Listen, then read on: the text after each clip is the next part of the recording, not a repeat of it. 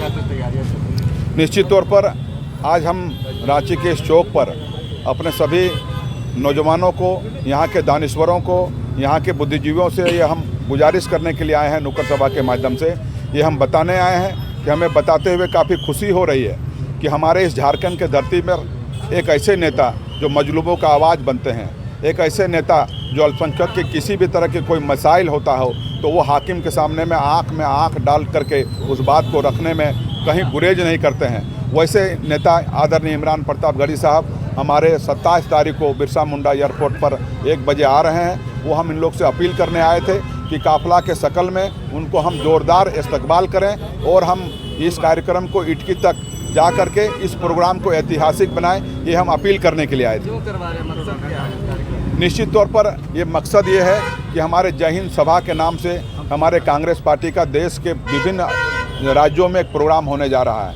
जिसमें हमारे आदरणीय इमरान प्रतापगढ़ी आएंगे कि अभी जो हमारे साथ जो घटनाएं घटी और जिस तरह का हमारे जाबाज सेनाओं ने जिस तरह का जाबाज तरीके से जवाब दिया है, उसको हौसला को बढ़ाने के लिए जय हिंद सभा के नाम से कांग्रेस पार्टी पूरे देश में सभा कर रही है। तो एक सभा, उसी के तहत एक सभा आदरणीय इमरान प्रतापगढ़ी साहब आ रहे हैं।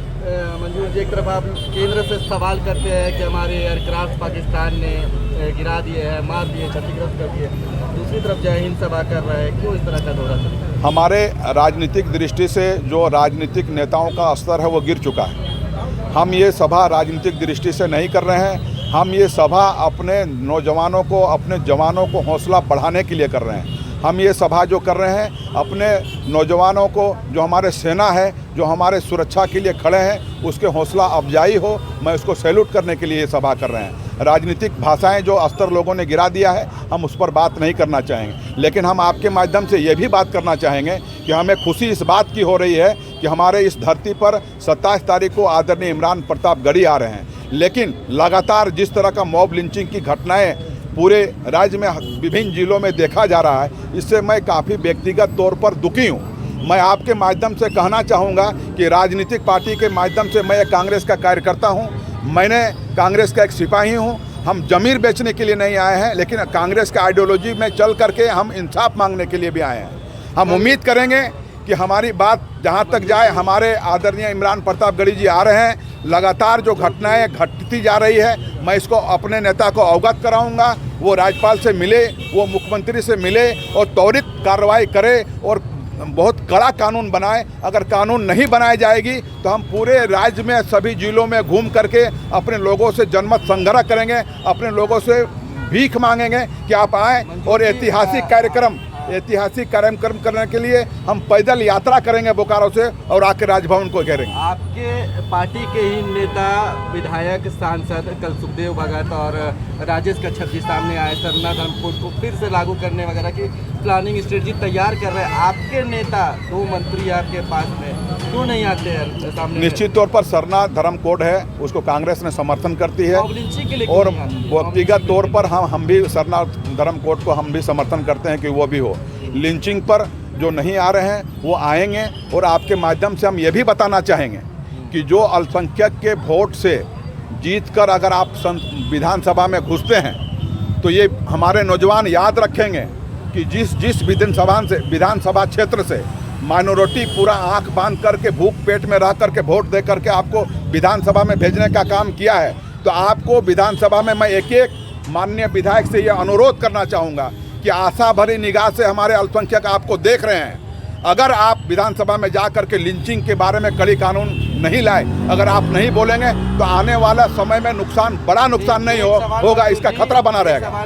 देवघर में पालजोरी थाना में मिराज अंसारी को पुलिस के द्वारा पीट कर मार डालने का आरोप लगा है। अल्पसंख्यक विभाग पूछने के लिए नहीं गया अब तक कि क्या हुआ उनके साथ? निश्चित तौर पर मैं काफ़ी दुखी इसी बात पर हूँ। हमारे राष्ट्रीय चेयरमैन साहब का फ़ोन आया था, उन्होंने पूरे डिटेल्स, पूरे विस्तार से जो सियालजोरी में जो हुआ है उसका घटना पर मांगा गया है। मैं अभी रिपोर्ट 1 घंटा के अंदर में दूंगा और हम उम्मीद करेंगे कि 27 तारीख को जो पीड़ित परिवार है वो हमारे आदरणीय इमरान प्रतापगढ़ी से मिलेंगे और इस बात को सरकार तक हम लोग पहुँचाएँगे। ठीक है, क्या तैयारियाँ कैसी चल रही हैं? देखिए, तैयारी हम लोग पूरे अल्पसंख्यक विभाग के जितने भी महानगर के और पूरे प्रदेश के लोग पूरे जोशो खरोश के साथ तैयारी में लगे हैं। जिस तरह से आप देख रहे हैं कि हम लोग छोटी छोटी नुक्कड़ सभाएं कर रहे हैं रांची के तमाम एरिया में, चाहे वो हिंदपीढ़ी हो, डोरंडा हो, करबला चौक हो, कांटा टोली हो, धुरवा हो, शालीमार हो, किसी जगह पे हम लोग छोटे छोटे नुक्कड़ सभा कर रहे हैं और लोगों को जागरूक कर रहे हैं कि इमरान प्रताप गढ़ी जो राष्ट्रीय अध्यक्ष है हमारे अल्पसंख्यक के और एक शख्सियत है पूरे हिंदुस्तान में, पूरे वर्ल्ड में उनका नाम है,